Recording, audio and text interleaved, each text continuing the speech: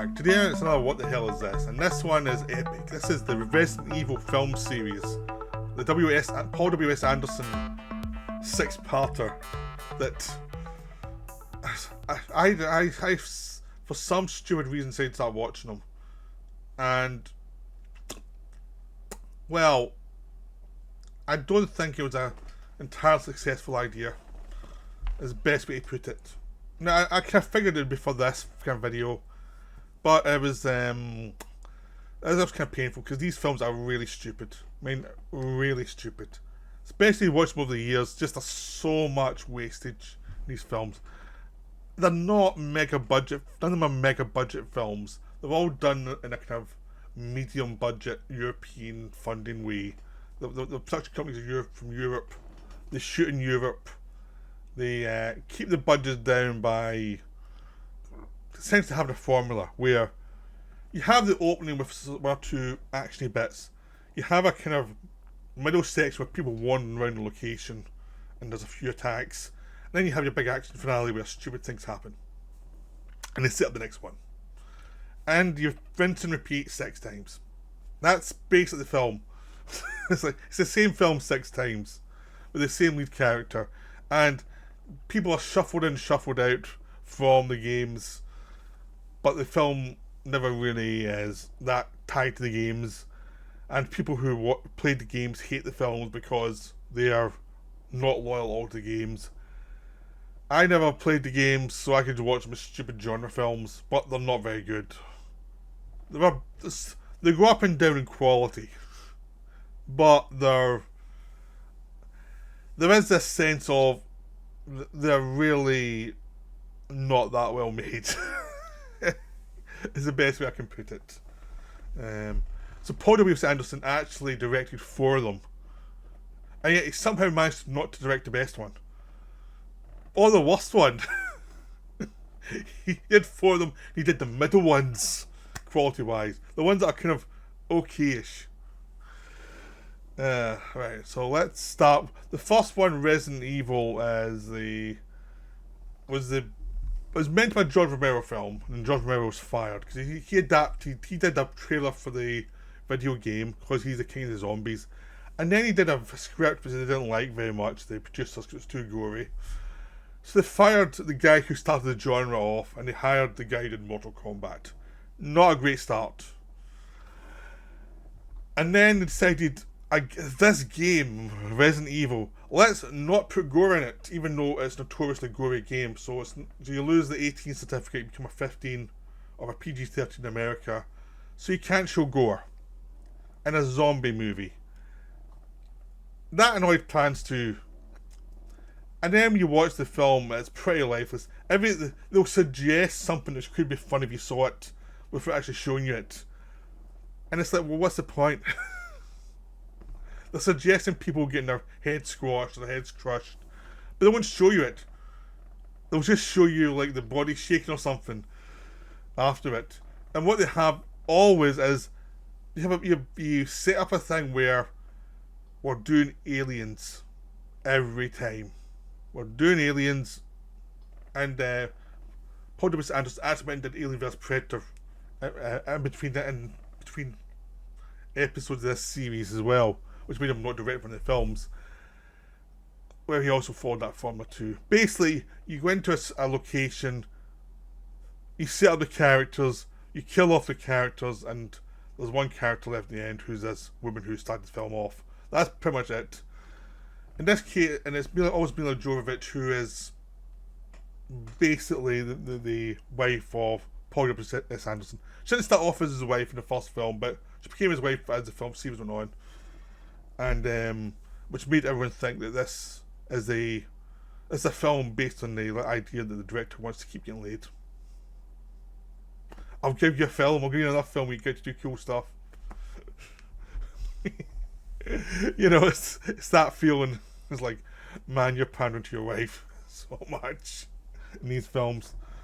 And at a certain point, no one else is going to look in for anything.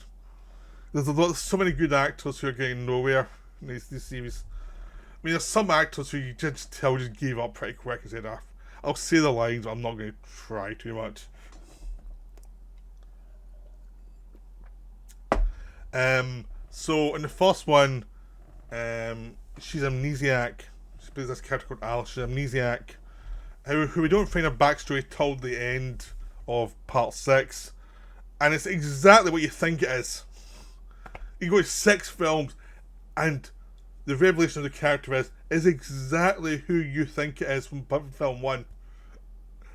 Which is kind of amazing how they stretch 6 films out of a plot twist that's so obvious that you don't even think about it. So her and this other guy are apparently the security people on the top level of a base for Umbrella, which is this corrupt organisation that's doing all these experiments on mutations. The backstory of which changes quite a bit in the film, because even though the same writer, Paul W. S. Anderson, wrote all the films, even he seems to have forgotten some of the plot points. And basically, all hell breaks loose. The thing's shut off. They send in this team of like army guys. They're going to go investigate. They find Alice. They take her down as well. They also find this cop who's also looking around because he's trying to find his sister. So they all go down into this dangerous underground base, and then they get to the bottom and realise they shouldn't have come here and they need to get out. So they do something incredibly stupid and you're meant to care about them as they try and escape. Basically. That's the film. That's the first film. Characters who are idiots do something stupid rather than just shutting the place down and letting the creatures die. You're meant to care. You don't. It's not like Aliens, where it's a bunch of Marines sent into a thing to find civilians and try and help them, but they don't know what's going on. This is, they pretty much know what's going on, and they're not trying to rescue civilians, they're just trying to rescue information, or find out what's going on, which, even though they seem to should know what's going on, it's all very vague, and it's like, oh, we'll shut down this computer that went mad. But there's all these, shouldn't you just have an off switch outside the building if that happened? Why would you have to go to the inside the building to do it?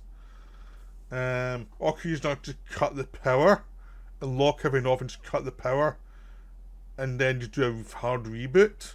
There's just so many questions that instantly, go into your head before they even do anything in this film, and then you watch these characters get killed off one by one, and you think, I don't care. I don't care at all about anybody in this film. And it's one of those films that's not terrible, but it's just that you don't care. You've got all these actors, all of whom are just nothing characters. Michelle Rodriguez is in it, who you'll know from various Fast and Furious films and Avatar. And she's the best person in it because she's not in any stretch. She's playing this macho woman who's a soldier but she's only been any personality comes from the actress rather than the character. Everyone else is a blank. Mila Jovovich's character's a blank. She doesn't remember anything. And it's someone to follow her, but the character's not very interesting. But she's going to be the one who's going to survive, so everyone else is going to die. But they don't really make characters interesting enough for you to care what happens to them. And shit happens, and everyone dies exactly how you think they're going to die. So it's a film that's not terrible, but it's one of the most predictable films ever. And it's one of those films you think, okay, well, they try to start a series here. It didn't work out. I guess you'll just have... It's not a bad video game adaptation. I guess we can stop here then. You'll reboot in 20 years. Nope, they made a sequel. If the film did well, they made a sequel. And it's like, how did this film do well? It wasn't very good. But for some reason people liked it enough. I think just certain audience liked it. So they made a sequel, and the sequel was the worst film in the series. Now, the Fast and Furious had a bad sequel, but instantly, which was Too Fast, Too Furious. But it was so over the top and crazy that it was actually very enjoyable. So I kept the series going. This one is not very enjoyable. This sequel is just terrible. It has a child in a zombie apocalypse, and they're trying to find these various characters trying to find this child because they the Raccoon City, which is a city that doesn't sound like a real city at all, but it's from the video games, so have to use the name. It's been walled off. Inside a lot of zombies, outside are the Umbrella Corporation. And one scientist wants them to find his daughter, the scientist who created the zombie plague in the first place, trying to do that to create a cure for him and his daughter. For something. Don't worry, you have to remember this because they changed this backstory anyway, so don't worry about trying to remember it. I think they realised how bad the film was and no one wanted to see it. You have a whole bunch of characters wandering through the city, all trying to find this girl to try and save her. There's it's hard to describe how boring this film is. It's basically Escape from New York with zombies. And you think, oh, that should be cool. It's not.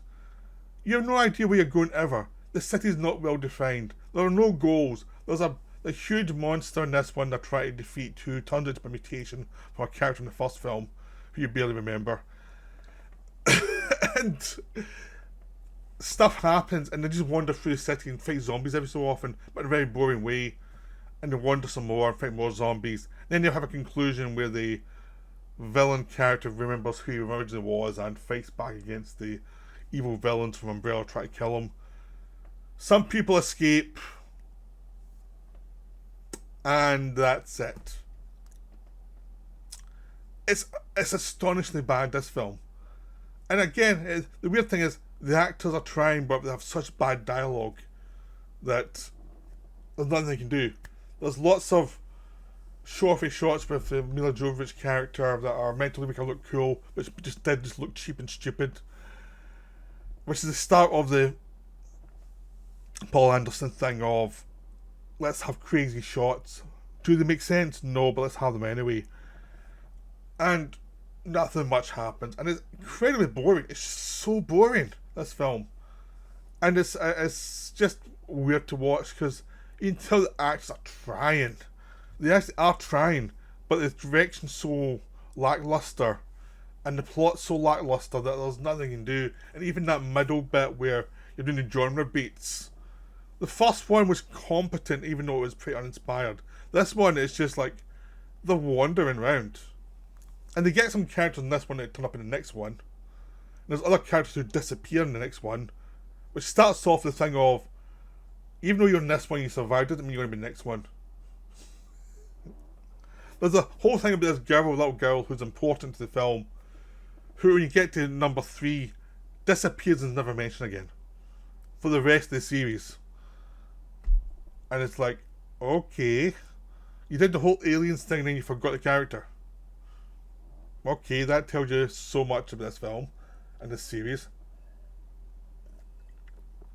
This series just reboots every film and forgets the characters from the last film and doesn't have any sense of build of, okay, we introduced this character, let's build a bit more and do some more interesting things with them. So even if they die, you might get some emotional attachment. Or you can create a mythology throughout the series that actually links up in interesting ways. No, none of that. It's like, you're in it for one film, if you survive the film, you might be remembered, or you might die the first scene in the next film. And even if your existence is the whole point of this film, you can still be ignored in the next film. And that's what just happens again and again in this series, which means you can't really take it too seriously. Anything that's happening, there's no weight to any of the drama. So the next one is Resident Evil Extinction, which is the best in the series, easily. It's written by the same Paul Anderson. It's still uninspired writing, but they have two things going for them. They have Ian Glenn as a villain who's enjoying himself, hamming it up, and I'm sure he's in a little bit of the last film. I can't quite remember, but he's in this one. He's also in the last film series, and he just brings those films up whenever he's involved. Because even though he knows it's Tosh, he's actually committed to playing the character and having fun with the character and enjoying himself. And you also have Russell Mulcahy, who directed Highlander and Highlander 2, the crazy one, and then went in the shadow and a bunch of other stuff. So he has to bring some competence to the proceedings. He understands genre films and how to direct them and how to create tension and how to create situations and basic stuff. Like there's some characters from the last film in this one, but they're much more defined in this one. They're much more like normal people in this one. They have setups in this one that pay off. You have new characters in this one that actually you're like, oh, I quite like this character. It's just basic filmmaking stuff that delivers. There's a section in the middle where the whole film now is in post-apocalypse. Zombies have overrun the globe. The world has collapsed, and you know, people try to survive in the scraps they can find, and you know, it's basically it's the end of the world, and all these characters try to survive. So the little girl from the last one is gone, disappeared. You never hear from her about her again. But two of the characters who are looking after her, that character, you follow them as they are going through the zombie apocalypse with all these other survivors, and the Milla Jovovich character ends up running into them, even though she knows she's been tracked by the villain, so she keeps away from her friends. And there's lots of plot twists, but mainly you get some fun stuff like these crows who have been feeding on the dead are now zombified, which makes for some fun stuff. You have fun zombie stuff. They go to Las Vegas, which is the sands all over Las Vegas, but it creates some fun sequences as these uber zombies come out and start fighting. And just generally, the characters are just more better defined. You like them more. They're just interesting. You get the best, the most human character in the series is particularly Redfield, played by Ali Larter, who turns up once or twice in some of the other films, and she's usually the best thing in those films as well, because you know they're not trying to make her an action heroine; they just make her a character and who can get killed in this series, so it makes her a much more human character.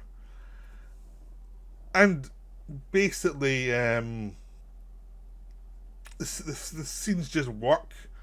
You get the big over-the-top ending at the end with Ian Glenn as an uber monster that's fun. It's just well directed for a Baktosh, basically. It's the one film in this series I'd happily rewatch because it's basically a genre film that masquerades as a Resident Evil film. So that one's the fun one. And the next one's actually not that bad. This is the return of Paul Anderson to the series. And this one is even more of a zombie apocalypse thing where now the Milla Jovovich character she's defeated the big villain, so she's now looking for a place to hide out for the rest of the zombie apocalypse. She goes to Alaska where there's meant to be a hideout where some of the other survivors from the last film were going. She finds that it was all a trap. These kids have been kidnapped, and one of the characters, Claire Redfield's mind's been erased. So they two are actually escape from the area and end up heading back to LA and end up being in a prison where people are hiding out from the zombies, and there's zombies everywhere. And basically they have to escape from the prison, get over to a boat which is where they think the survivors actually escaped to, and where there's probably some safety. So it's a basic genre conceit, like we have to escape from this bit to get to this bit and we'll be safe.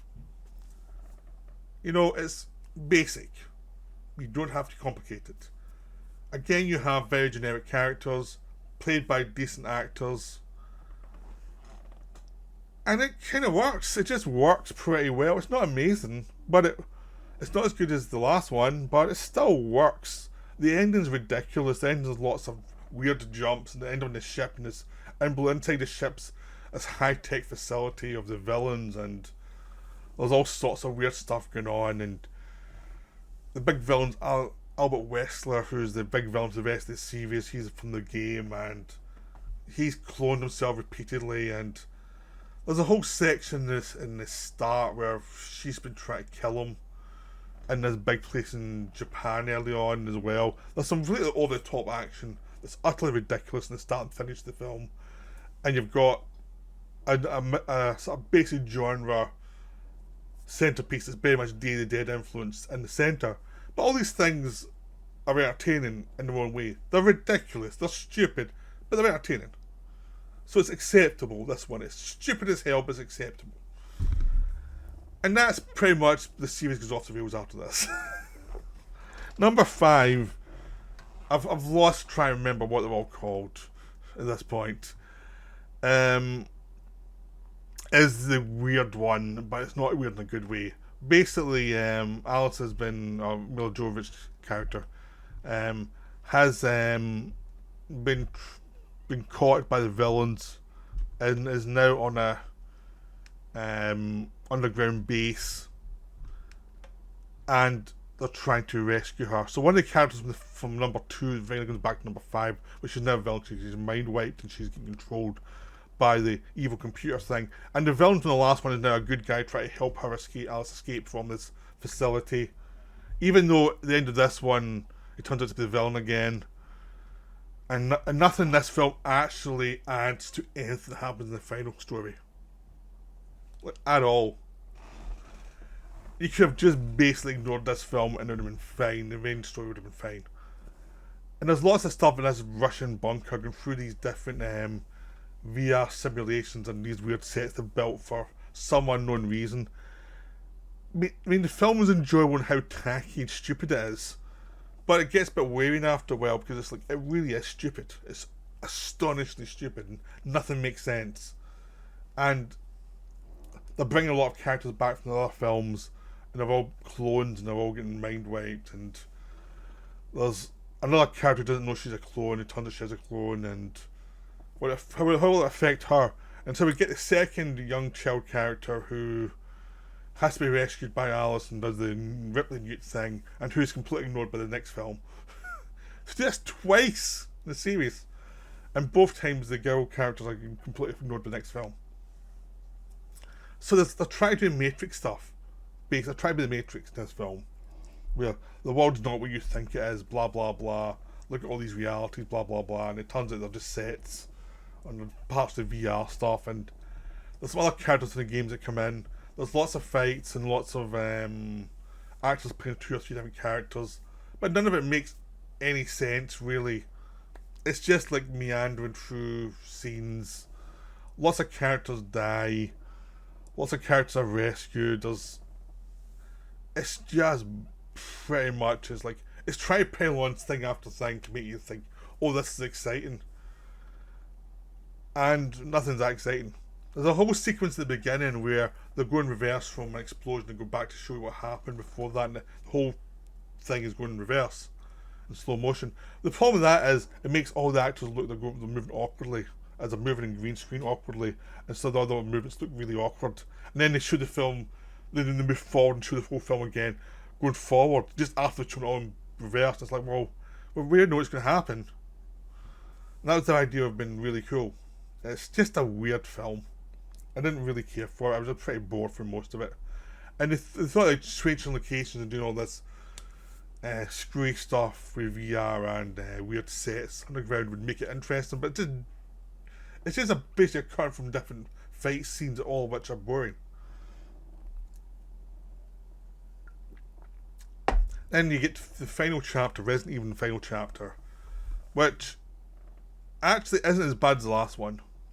It actually has an early first half. It's not too bad. It's basically Mad Max in the zombie apocalypse, where Ian Glenn's back as a big villain, and he's having a lot of time because he's basically playing clones of the villains. So he's like different versions of the villain.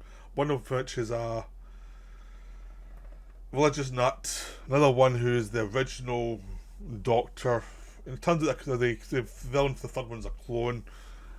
So Glenn's having a lot of fun with this one, and they've all these various things that actually the zombie apocalypse was created to make there is a cure, and it'll kill off all the zombies.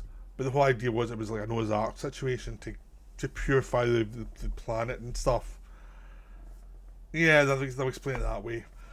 And it turns out Alice is a clone of the daughter of the original scientist who created all this stuff. Rather than the villain from the set, or not the villain from the guy from the second one who created it. It's a whole new backstory, which we could all figure out instantly from the first film. So Mila Jovovich plays 2 characters. There's a bunch of fighting. at the end we have to blow up this facility and release this thing in the air that will become airborne and kill all these zombies, which they do, of course. Claire Redfield's back, Valerie Little's back, and she's again the most human part of the film.